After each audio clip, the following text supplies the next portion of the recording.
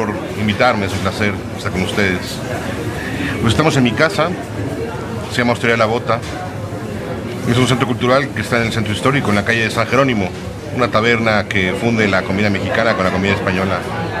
Miren, si alguna vez yo distinguí a la literatura como un arte no afín a la gastronomía, me imagino que habrá sido o fue un periodo nefasto, porque ahora no entiendo necesariamente por qué no las concebí como artes o dominios miscibles, ¿no? Mezclables. Yo ahorita no distingo realmente entre la comida como un arte, es decir, una especie de poesía comestible, que cualquier otro bien de nuestro patrimonio cultural, ¿no? Tanto como si de arquitectura se estuviera conversando, como si de música se tratara. La comida de un pueblo como una especie de suma idiosincrática de lo que su cultura significa. Yo vengo de una especie de fuego cruzado. Pues mi familia, por un lado, es vasca, viene del País Vasco. Mi abuelo vino acá por motivos de la Guerra Civil Española, de un pueblo a una hora de Bilbao, que se llama Trucíos. Por otro lado, mi familia es de Ginebra, Suiza, pero también veracruzana. De manera que a mí me fue, entenderán, imposible escapar de la cocina como una suerte de líquido amniótico que me vio nacer, ¿no? Nos fue imposible a los hermanos Calera sustraernos de ese fulgor, de esa cosa siempre tan caliente que fue estar entre una u otra cocina, ¿no? Y aparte tan disímbolas, porque extrañamente pudimos hacer un surcido invisible entre ambos dominios, pero parecería tanto inusual que se lograra, ¿no? Aunque haya continuidades entre las cocinas, creo que se trata de cocinas distintas, y aún así, bueno, pues somos herederos de esa tradición tan compleja, ¿no? Y bueno, pues aquí no pude yo, tampoco lo quería, ¿no?, zafarme de ello, sino al contrario, brindar un homenaje a todos los sincretismos. Todos somos resultado de sincretismos diversos. La cultura es unión, entonces cualquier apellido, cualquier linaje, cualquier árbol genealógico detrás, hacia arriba, trae una cantidad de mezclas de lo más ricas, ¿no?, que nos constituyen. Entonces, quizá nuestro menú refleje eso, ¿no?, un homenaje a todos esos que somos y ya no están con nosotros, y me parece que es una actitud mínimamente ética, ahora que en este mundo la migración se ha tachado como algo nefasto, ¿no?, cuando debería ser quizá apenas el inicio de un nuevo mundo, ¿no? En mi casa, una casa de clase media en un barrio del Estado de México, como lo fue Tlalnepantla, donde yo viví muchos años, yo me imagino que se cocinaba cualquier cosa, y ahí su valor, ¿no? Un huevo frito, una sopa de fideos, algún arroz con un cocido. Si nosotros tenemos un hilo que nos trascienda a todos, ¿no?,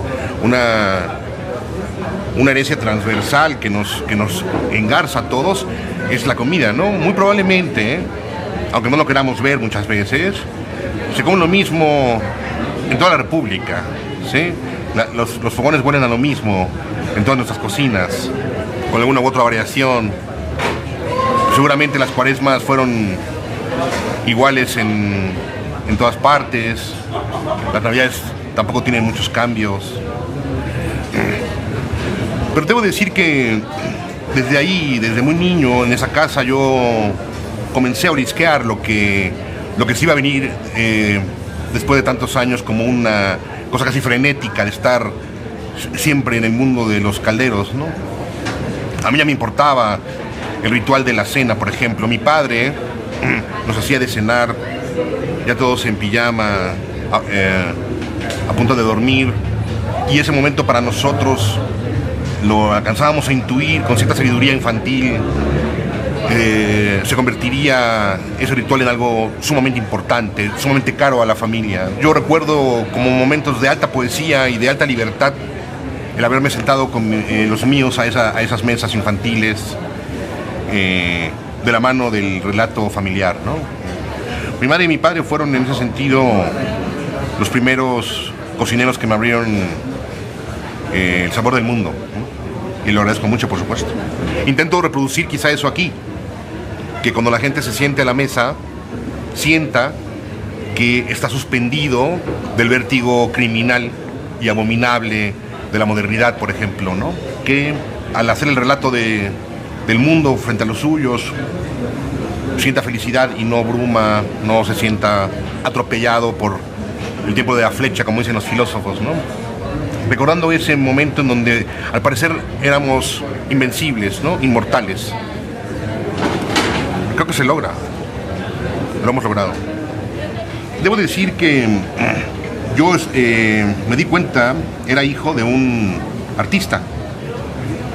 Mi padre no llegó a acabar la secundaria, quizá.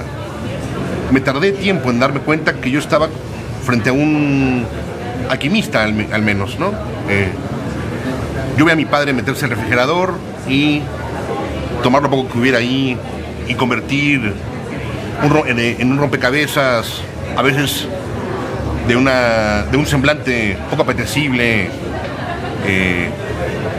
los ingredientes y tejer ahí un castillo muy, muy potente, ¿no? Entonces ni siquiera podríamos decir que cocinaba algunas cosas habituales, ¿no? Eran siempre esperpentos inventados para nosotros, ¿no? Le llamábamos las cenas especiales, y vea que lo eran porque salían de la normalidad en muchos sentidos, ¿no? Yo no puedo deshacerme de esa sensación, ¿no? De invención en la comida, ¿no? Como si estuviéramos haciendo justo un cuadro, componiendo una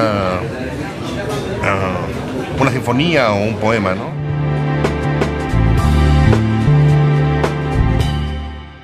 Describir sobre comida como hacer de comer, con libertad y valentía, mezclando sin miedo todos los géneros posibles: ensayo, cuento, crónica, poesía, periodismo, entrevista. Porque solo así se escribirá un texto que pueda contener la misma belleza que una comida contenga. Escribir sobre comida livianamente, si así es la comida que intenta uno estudiar. Escribir sobre comida densamente, si así es de espeso nuestro referente. Escribir sobre comida como si un platillo al comensal se sirviera. Preparar las ideas, lavarlas, cortarlas, tenerlas listas, ensayarlas, cocinar con ellas los platillos textos, servirlos calientes o fríos según nos convenga, probarlos, sazonarlos, mejorarlos, ponerlos o proponerlos para discutirlos sobre la mesa. Escribir sobre comida de manera que las cosas sepan a lo que representan. Escribir, por ejemplo, textos ni tan caldosos, ni tan secos, ni tan pesados, ni tan ligeros, ni tan claros, ni tan oscuros, ni tan crudos, ni tan cocinados. Textos sabrosos, justos y equilibrados. Y saber que cada comensal comerá lo que quiera hasta saciarse. Habrá entradas y platos fuertes, textos estudiados y textos improvisados, dulces, salados, ácidos y amargos. Al lector, que es el comensal, habrá que darle lo que pida. Creo que así hay que ver la cocina, ¿no? O el arte. Hacer obras ni tan secas ni tan caldosas, ni tan saladas ni tan dulces, equilibradas, para darle de comer a la gente, no en un sentido de mera alimentación, ¿no? O sea, no estamos dando de comer a la gente, sino estamos haciéndole desear. Y Él nos hizo desear mucho darnos placer a nosotros mismos, ¿no? Mediante estos mejunjes extraños.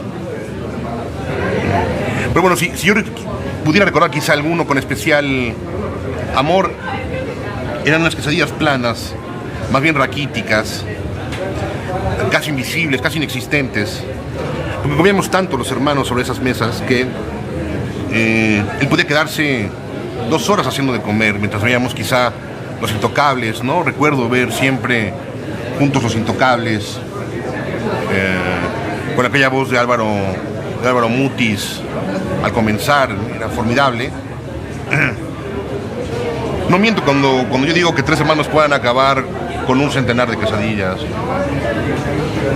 Para mí todo se mezclaba en un mismo mazo de naipes. Para mí no había distinción entre un día de fiesta y un día natural, y lo debo decir así, aunque haya quien haya escrito abundantemente sobre el espacio sagrado de lo ritual, el espacio más secular o más cotidiano.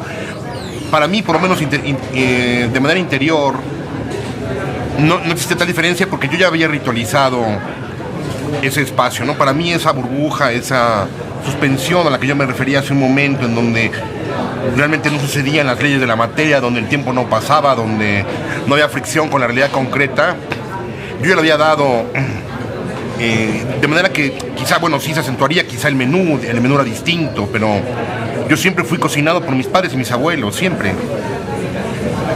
hubo 3 generaciones en la cocina de mi casa. Si no había una cuarta era porque éramos muy jóvenes, pero sí pude alcanzar a vislumbrar lo poético en mi cotidianidad, en cualquier fecha del calendario. Lo cocinado en las fechas de fiesta era quizá algo que pudiera estar prohibido, digamos, por nuestra capacidad económica en algún otro momento, pero de ahí en fuera, para mí era lo mismo, ¿no?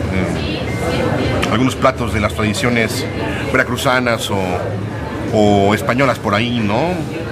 Mi familia española cocinaba algunas cosas distintas, ¿no? Incluso distintas, yo lo reconocía, a lo que cocinaban mis amigos en sus casas, ¿no? Al entrar a casa de mis abuelos españoles, yo siempre olía a cocido, era una casa muy vaporosa, con una cocina llena de azulejo para poderse lavar como si estuviéramos en Andalucía, como si estuviéramos en un restaurante donde se asa constantemente carne. Entonces tú necesitas tirar chorros de agua para poderla lavar. Bueno, así era la cocina de la familia Calera. Me daba cuenta que no en cualquier lugar se hacían huevos con angulas, que era algo extrañísimo, no se hacían piernas de cerdo, colas de res o rabos de toro, como quiera llamársele. Eso me llamaba la atención. Me da la impresión que ahí está justo el meollo del asunto, cuando se trata de adentrarse a las humanidades o a las ciencias sociales. En esa coloratura se nos va la vida misma, ¿no? En tratar de descubrir esa coloratura. Todo lo que signifique la inteligencia tendrá que ver en la capacidad que tenemos para descubrir esas tonalidades, las diferencias de tonalidades, evadir a toda costa, digamos, un barullo monocorde siempre, ¿no? Estar siempre repitiendo lo mismo, ¿no? Viendo siempre un horizonte monocromático. Cualquier persona inteligente, cualquier persona que no haya estado derribada ya de su ser humano, tendrá que irse por la vida tratando de definir esas coloraturas, ¿no?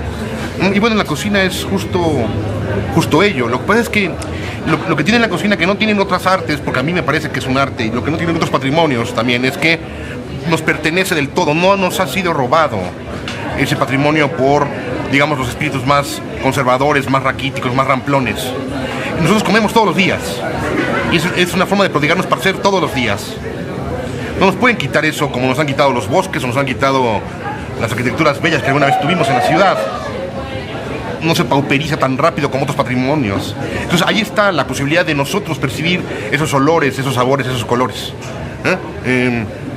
Que no también en eso radica la literatura, la sutileza, la clara nitidez con la que se define un sabor de otro, una palabra de otra, un idioma del otro, un cineasta del otro, un músico de otro, ¿no? Una persona misma en nuestra misma cartera de amistades. No eso es lo que nos distingue para ser más queridos, ¿no? Que otros, más buscados que otros. Pues sí.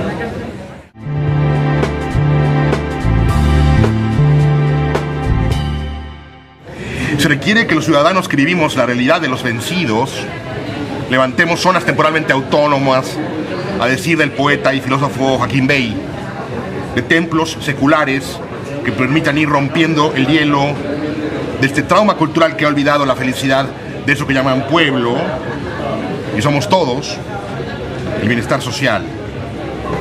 Y no debiera ser tan difícil dicho cambio epistemológico. Nosotros sabemos lo que queremos: vivir libremente y gozar de la vida en colectivo, en casas, clubes, sociedades, tabernas, restaurantes, hoteles, plazas que nos cuiden el sueño.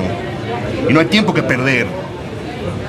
Por eso es necesario comer y no sufrir más, beber y no sufrir más, conversar sobre el otro y no sufrir más. Porque hacer amor, en un juego de palabras de sentido profundo, no depende exclusivamente de un acto sexual, sino de un acto colectivo que compromete una serie de concatenaciones, de sensibilidades y empeños. Hay que hacer poesía para hacer amor, y así atreverse al espacio público, limpiarlo de todo polvo y paja mental. Construir amor es la tarea más compleja que se le ha encomendado a los hombres, porque imantar la realidad de poesía era cosa de dioses hasta que llegamos nosotros a la escena. Debemos pedir, pues, la emancipación de nuestras vidas, dejar el peso muerto, dejar el lastre que nos han colgado al volvernos autómatas, dejar por fin este maldito desastre, exigir se instaure de una u otra manera la humedad, el advenimiento de este sueño. Queremos hacer amor, queremos comer y beber con los amigos, queremos sentirnos vivos a un costado de los mares, de los ríos, y lo queremos de regreso ya con toda nuestra alma: ver, tocar, gustar, sentir. Yo me pregunto, ¿eso es mucho pedir? Queremos de vuelta eso que nos fue arrancado y nos pertenece. Nos queremos a nosotros mismos. Ahí, en torno al fuego, los platos calientes, los caldos y las carnes, las selvas de vegetales. Ahí, entre los aceites y las aguas, el azúcar y la sal. Ahí para hablar orientalmente, no de lo que hacemos para ganar el pan, sino de lo que somos como seres de sangre caliente, arrojados a la tierra a cantar. Ahí en la cocina, comer para apretarnos los unos contra los otros, como si en ello se nos fuera la vida, y porque en verdad es que se nos va. Comer siempre, cada vez que se quiera, con amigos y familiares, sin temores, lejos de cualquier tipo de calamidades y sin sabores. Ese es el templo que era nuestro y nos quitaron. Eso es justo, lo que éramos y olvidamos. Seres éramos nosotros de un amor muchísimo más resplandeciente. Queremos el calor de nuevo en nuestras vidas. Vamos por él, por eso lucharemos. Porque de nuevo tenemos hambre de ser. Creo que pasamos la vida tratando de tocar, como si fuera una lectura de braille, para poder definir esas pequeñas sinuosidades, ¿no? Tal como ese brincoteo de la aguja en un LP, ¿no?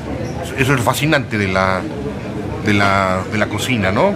Porque allá adentro, aunque no lo podamos ver quizá a golpe de vista, sucede quizá lo que el disco de Newton, ¿no? Que está girando esa cocina a toda velocidad y la vemos de color blanco, pero si nosotros frenáramos un momento las cosas, si nosotros pudiéramos frenar un momento las cosas, veríamos esas coloraturas abrirse paso en esta organoléptica, ¿no? En esta sinestesia. Nosotros pareciera que escucháramos a las palabras, ¿no? Allá adentro está toda nuestra cultura, nuestra carga idiosincrática como pueblo está metida ahí. Por eso la cocina también es liberación, es resistencia, es llamado a la acción, es beligerancia también, ¿no? Ahí nosotros estamos como pueblos hundidos en ese caldo, en ese potaje. Ahí estamos nosotros ahogados en el sustrato cultural. Habiendo yo ya explicado que yo no encuentro ninguna separación entre la cocina y el arte, yo cocino para comunicarme. Lo mismo sucede cuando escribo, sea novela o poesía. Yo cocino para comunicarme con el otro, para buscar la otredad. Ahora, cuando yo ya estoy ligado a ese otro por medio de un platillo, lo que más me interesa es extraer mediante ese platillo el relato del otro. O, digamos, juntos construir un relato sobre esa mesa. no me interesa la idea de la comida sin que exista ese relato. Eso sería en todo caso la fast food. Eso no tiene que ver con la comida como un integrante de nuestro espíritu, sino como un objeto comestible. Cuando aparece el relato, es decir, pareciera que con el mismo vapor de lo que estamos comiendo, cuando se suscita ese relato, filosóficamente hablando, profundamente hablando, entonces en ese momento estamos comunicándonos como seres humanos, ¿no? Tú vas a decirme lo que eres, lo que te gusta, lo que dejaste de ser, lo que te enseñaron ser, lo que quisieras crear en un futuro. Y así, aunque dure 20 minutos, media hora, esa conversación ligada por un plato, ahí digamos que se cierra el círculo de todo código de actualización artística, ¿no? De comunicación artística. Y ahí viene el goce estético, que lo mismo pasaría cuando tú escuchas a Mahler, o cuando tú ves a Basquiat, o cuando tú escuchas un poema de André Breton. Ahí, ¿no? Se reúnen en un punto, ¿no? Todos los puntos, es como una especie de Aleph borgiano, y sucede la gran explosión poética cuando tú hablas después de haber probado lo que yo cociné. Es una forma de probarnos a nosotros mismos. Quien se come en realidad es uno al otro. Es una antropofagia y un hacerse el amor al mismo tiempo.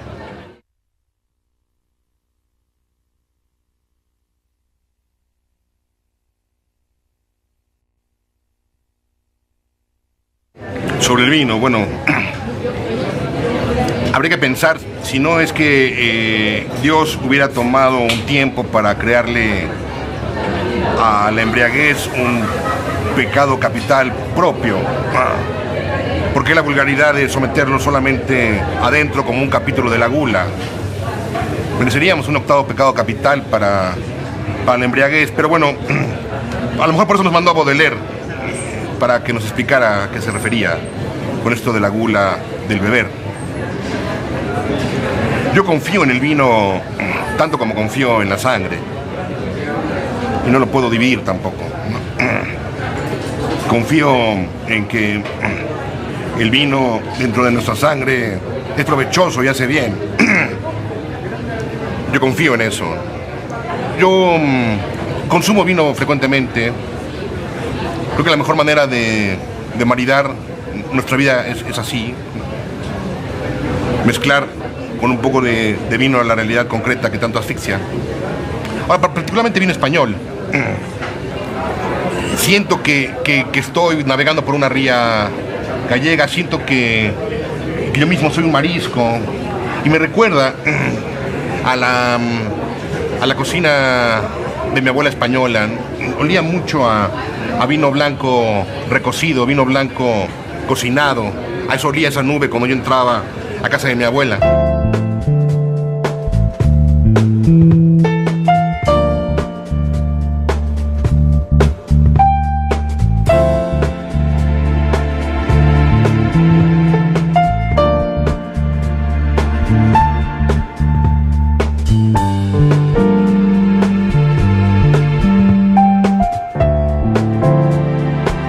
Todos somos resultado de sincretismos diversos.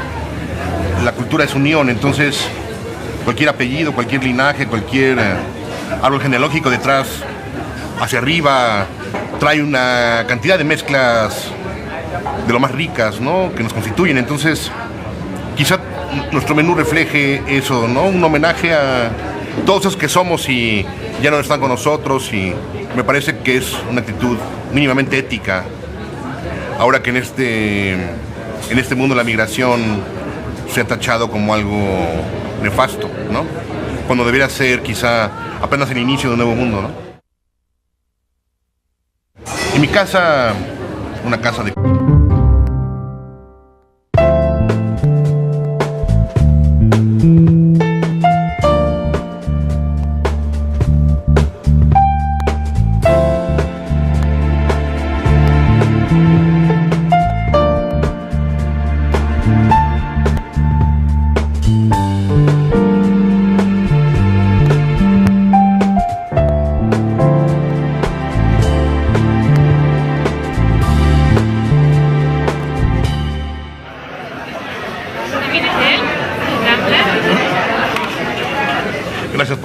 invitarme, es un placer estar con ustedes. Pues estamos en mi casa, se llama Hostería La Bota. Es un centro cultural que está en el centro histórico, en la calle de San Jerónimo, una taberna que funde la comida mexicana con la comida española. Miren, si alguna vez yo distinguí a la literatura como un arte no afín a la gastronomía, me imagino que habrá sido o fue un periodo nefasto, porque ahora no entiendo necesariamente por qué no las concebí como artes o dominios miscibles, no mezclables. Yo ahorita no distingo realmente entre la comida como un arte, es decir, una especie de poesía comestible, que cualquier otro bien de nuestro patrimonio cultural, ¿no? Tanto como si de arquitectura se estuviera conversando, como si de música se tratara. Tico, que me vio nacer, ¿no? Nos fue imposible a los hermanos Calera sustraernos de ese fulgor, de esa cosa siempre tan caliente que fue estar entre una u otra cocina, ¿no? Y aparte tan disímbolas, porque extrañamente pudimos hacer un surcido invisible entre ambos dominios, pero parecería tanto inusual que se lograra, ¿no? Aunque haya continuidades entre las cocinas, creo que se trata de cocinas distintas, y aún así, bueno, pues somos herederos de esa tradición tan compleja, ¿no? Y bueno, pues aquí no pude yo, tampoco lo quería, ¿no?, zafarme de ello, sino al contrario, brindar un homenaje a todos los sincretismos, la comida de un pueblo como una especie de suma idiosincrática de lo que su cultura significa. Yo vengo de una especie de fuego cruzado, con mi familia por un lado es vasca, viene del País Vasco. Mi abuelo vino acá por motivos de la Guerra Civil Española, de un pueblo a una hora de Bilbao que se llama Trucíos. Por otro lado, mi familia es de Ginebra, Suiza, pero también veracruzana. De manera que a mí me fue, entenderán, imposible escapar de la cocina como una suerte de líquido amniótico